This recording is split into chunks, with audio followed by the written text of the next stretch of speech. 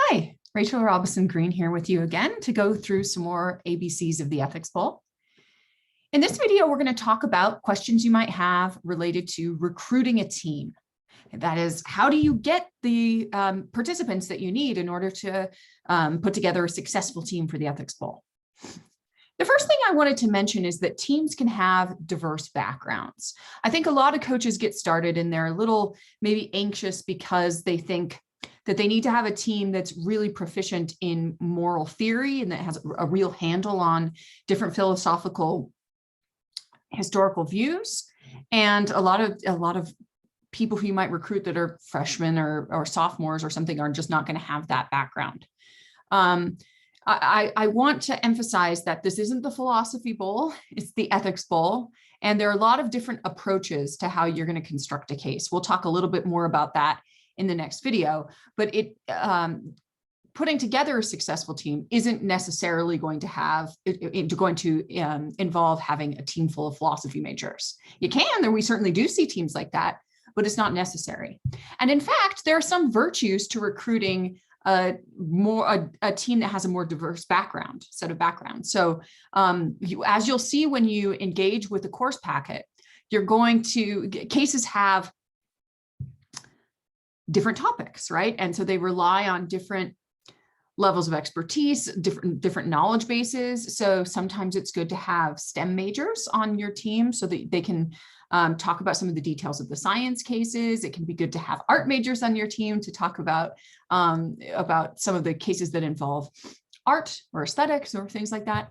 And so it can be actually really valuable to not have only philosophy majors. And when you have people from diverse backgrounds, they challenge one another's perspectives, and that can actually be really good because then your team will be more prepared to deal with the diverse range of perspectives that they're going to see on the day of the tournament. So don't think that you have to just recruit philosophy majors. Some of our coaches aren't philosophy professors, they're professors in other disciplines, and that's totally fine. Okay.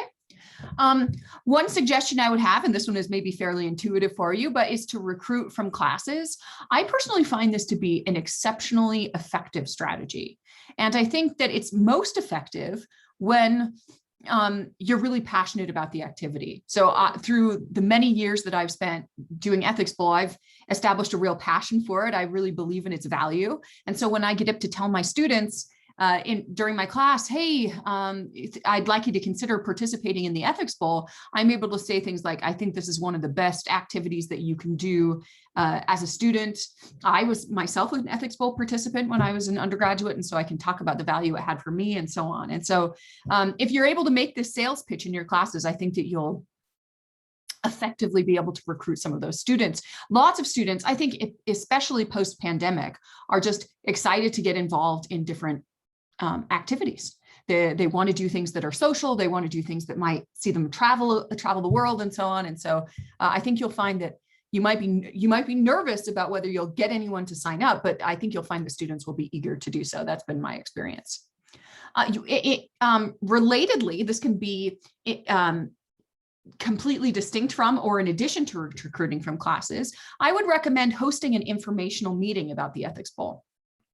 So when I do this, I frequently put flyers up around campus, maybe put it on the daily bulletins that go out.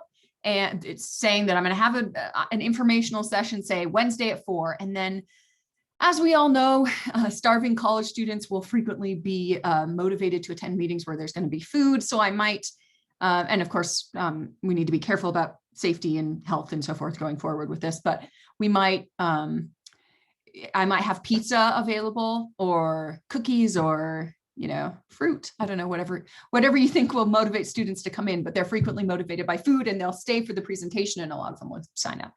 And during the informational session, I just do very much what we're doing here in the ABCs of the bowl. I tell them what they can expect out of the activity, and then I do a little sales pitch about why I think it will be good for them. One thing that I'll frequently include in the sales pitch of why it'll be good for them is something about letters of recommendation. And I don't want to try to manipulate them or anything with letters of recommendation, but just let them know that good quality recommendations for grad school and for jobs will involve being able to say very specific things about individuals as students. And so when you get to know them as a coach and you're watching them construct and argue these cases, you're able to make lots of very individualized observations that you can then use in effective letters of recommendation, and that can be really good for the students. Another thing you can do is you can ask to speak in other classes. So here's a challenge that a lot of early ethics bowl coaches face. Maybe they're junior faculty, like it's common for junior faculty to coach ethics bowl teams, maybe because they're expected to do service and so forth. But often junior faculty will be saddled with the lower division courses. And then sometimes, of course, you've got adjuncts and contingent faculty teaching or coaching the ethics bowl, as these faculty members are so often doing a lot of the extra work. Thank heavens, and we're grateful for them. But so you might find that the courses that you're teaching aren't necessarily the courses you want to recruit from. Though, as an aside, I can say that I found myself in that situation in the past, and I was always able to recruit good, strong teams from, an intro level class or a freshman level classes, intro to philosophy, social ethics, contemporary moral problems types of courses were really good places to recruit students from. But you might be hoping to recruit upper division students. And so you might want to go into the courses of the faculty members at your university who are teaching the upper division courses that you'd like to recruit from and give a little pitch. And your colleagues will frequently be willing to let you do that. Okay, and you might want to do that before you do the informational session so that you can announce the informational session when you're giving the speech to other classes. So in terms of incentive for participating, I think that you'll find that most students will think that participation is incentive enough, that it's fun, that they make friends, that they sometimes get to travel if they qualify for nationals. But there are some other ways of incentivizing participation and sort of making participation incentivized so that students don't blow it off. One thing you might do is offer course credit for participating in the bowl. And there are different ways of doing this. So there are some schools around, we here are in the Wasatch region, and Utah Valley, I know, has a course dedicated to the ethics bowl, and they frequently have several teams, and their teams are always very good because they're in class talking through these issues, practicing, constructing the cases, and so on. And so they really get to a point where they're very, very competitive and have done really well in our region. Now, not everybody has the flexibility to add an ethics bowl course to their course schedule, to their set of course offerings. But there are other ways of doing this. So at my institution, we will give students up to a point, set limits on this, because of course you'll want your students to take the right amount of other classes and not just get all their credit from the ethics bowl. But we offer like 4910 credit, which might be directed readings or special projects. And then you have some opportunity to make participation in the bowl a little more regimented. What I've done over the years is actually had some Canvas assignments associated with it so that students, when they construct their presentation, they put elements of it in Canvas, and then I give it a grade, just usually a good grade, right? Because these students are going above and beyond. And then the same thing is true with preparing their responses and doing research related to the case. I'll have Canvas assignments associated with that, and then I can give them some 4910 credit for participating in the bowl.